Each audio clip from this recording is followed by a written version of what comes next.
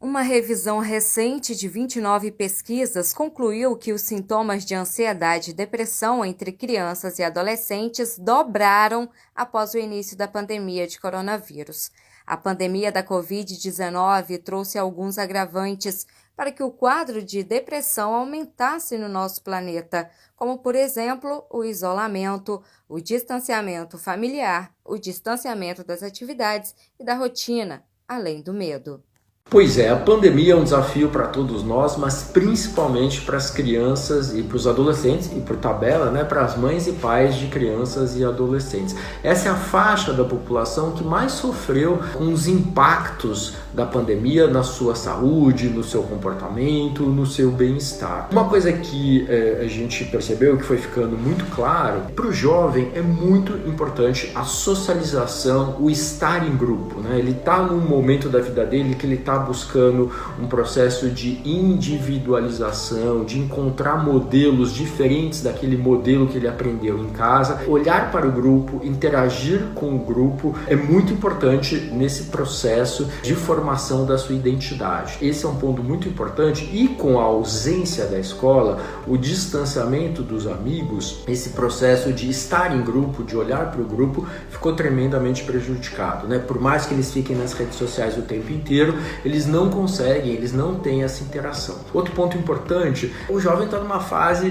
de desafios, de buscar autonomia, de querer viver experiências, ter liberdade para estar em outros espaços que não dentro de casa, e isso também ficou comprometido com a questão do isolamento social. Então, esse jovem acabou se deparando com um cenário muito monótono, né, no seu dia a dia. Dentro do quarto, ele comia, ele falava com os amigos, ele estudava, ele pesquisava, ele ouvia música, ele baixava vídeo, ficou tudo no mesmo cenário, sem quebra, sem mudança de rotina, e isso também impactou a saúde emocional deles. Não é à toa que a gente viu muito mais quadros de depressão, de ansiedade, de estresse, de quadros compulsivos nos jovens durante esse período da pandemia. Esse ano começou, 2021 começou, um cenário, uma perspectiva muito parecido com o que a gente viu em 2020. Então, os jovens estavam sedentos, né, por sair de casa e ir para a escola e reencontrar os amigos, percebendo a escola como um espaço de socialização, né, muito além de um espaço de aprendizado, né, um espaço de socialização, de encontro com os amigos, de encontro com o grupo. Então eles estão com muita vontade, com muita gana de ir para a escola,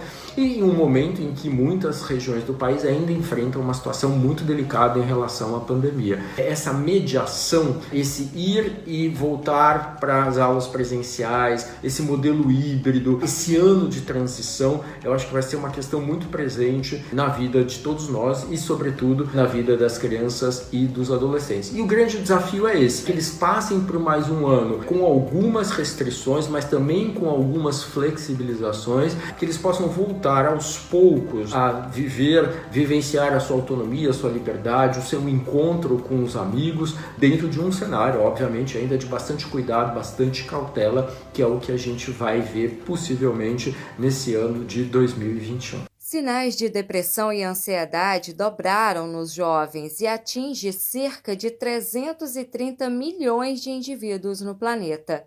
Os sintomas depressivos, que incluem sentimentos de tristeza, perda de interesse e prazer nas atividades, bem como interrupção das funções regulatórias como sono e apetite, podem ser elevados durante a pandemia como resultado do isolamento social devido ao fechamento de escolas na época e requisitos de distanciamento físico. Os sintomas da ansiedade generalizada na juventude se manifestam como preocupação, medo e hiperexcitação incontroláveis, incertezas, interrupções nas rotinas diárias e precauções com a saúde e o bem-estar da família e entes queridos durante a pandemia de Covid-19 estão provavelmente associados a aumentos na ansiedade generalizada. E para que você possa identificar alguns sintomas como o da ansiedade e procurar ajuda médica, veja essa dica da médica profissional doutora Maria Fernanda. A ansiedade, ela é fundamental para a nossa sobrevivência. Mas se ela toma conta da nossa mente e começa a atrapalhar nas atividades do dia a dia, aí nós temos que nos preocupar. Então, antes de falarmos sobre os tipos de ansiedade, nós precisamos nos lembrar primeiro sobre o que é a ansiedade. O conceito de ansiedade, ele pode ser definido como um sentimento de insegurança, apreensão, um temor, associado a uma preocupação excessiva com algo que ainda não aconteceu, ou seja, é um perigo futuro, mas que pode acontecer, fugir do controle e dar errado. Então a pessoa apresenta dificuldade para parar de se preocupar e conseguir relaxar. Essas sensações, elas funcionam como um alerta que desperta o nosso cérebro diante das situações que ele vai interpretar como ameaçadoras. E como que esses transtornos de ansiedade surgem? Bom, quando a gente tem um desbalanço ali químico cerebral, na nossa química do cérebro, nós temos ali, se a gente olhar dentro do cérebro, uma região que é chamada de amígdala. Quando nós estamos diante do perigo, elas ficam hiperativadas e liberam substâncias químicas que vão se comunicar com outras áreas do cérebro, desencadeando a reação corporal do medo. Nos transtornos ansiosos, as amígdalas estão muito em alerta e o cérebro não consegue inibir isso.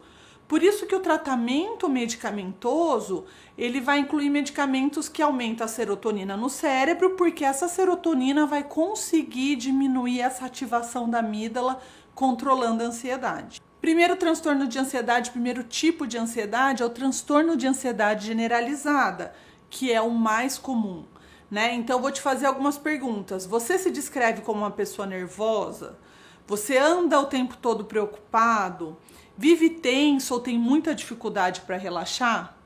Se você respondeu sim, pode ser que você tenha o transtorno de ansiedade generalizada. Segundo tipo de transtorno de ansiedade é o transtorno de ansiedade de separação. Esse transtorno ele é mais comum em crianças, mas pode ter em adulto, né? Pode ter adultos com esse problema também, apesar de ser mais raro. E ele é caracterizado pelo medo, ansiedade excessivos em relação à separação por apego, podendo ser com uma pessoa, um animal, com objeto e até lugares, tipo, um exemplo, mudança de casa. Um terceiro tipo de ansiedade é o mutismo seletivo. Então, aqui também é mais comum em criança e ao se encontrar com outras pessoas, né, nas interações sociais, as pessoas com mutismo seletivo, elas não conseguem conversar ou responder, sabe, quando as outras pessoas falam com elas. Quarto tipo de ansiedade é a fobia específica. Eu tenho um vídeo, nós vamos deixar o link aqui sobre fobias. E assim, algumas pessoas experimentam medo incontrolável de altura, avião, elevador, cobra, aranha, barata, mariposa, né, Bruno? E outros insetos. E você tem algum tipo dessas fobias? A fobia é um tipo de transtorno de ansiedade e ela é uma sensação de medo excessivo em situações específicas, ou seja, é desproporcional ao fator desencadeante. Um quinto tipo de transtorno de ansiedade é o transtorno de ansiedade social ou fobia social, que também é muito comum. E aí eu te pergunto, você se inclui entre as pessoas que têm medo exagerado de ser observado ou avaliado por outras pessoas e fazem o que podem para não comer, para não falar ou escrever na frente dos outros com medo de se sentir envergonhada? Se você respondeu sim, você pode ter fobia social. Esse é o nome dado, então, a esse medo, né, e essa ansiedade exagerada de ser exposto a uma avaliação, observação das outras pessoas nas situações sociais, e por isso as pessoas começam a ficar cada vez mais reclusas. Um sexto tipo de transtorno de ansiedade, transtorno de pânico. Esse é bem comum, bem conhecido. Você já teve um ataque súbito de taquicardia, ou seja, o coração acelerou com medo intenso que te paralisou? Já sentiu crises fortes de ansiedade ou nervosismo de uma forma insuportável, parecendo que você ia ficar louco ou que ia morrer naquele momento e não ia ter nada que pudesse te salvar?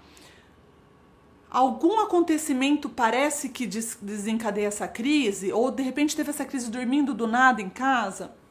Se você respondeu sim, você provavelmente já teve uma crise de pânico ao longo da sua vida.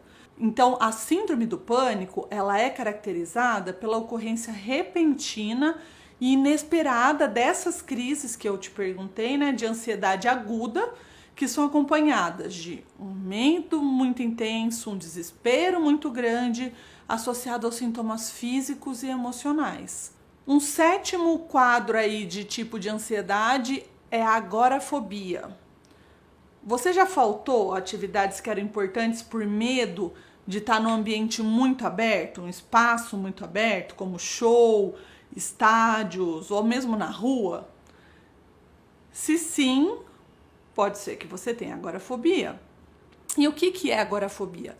É quando a pessoa tem um medo, uma ansiedade de espaços que geralmente eles não acham que é seguro. Um oitavo tipo de transtorno de ansiedade é o transtorno de ansiedade induzido pelo uso de substâncias.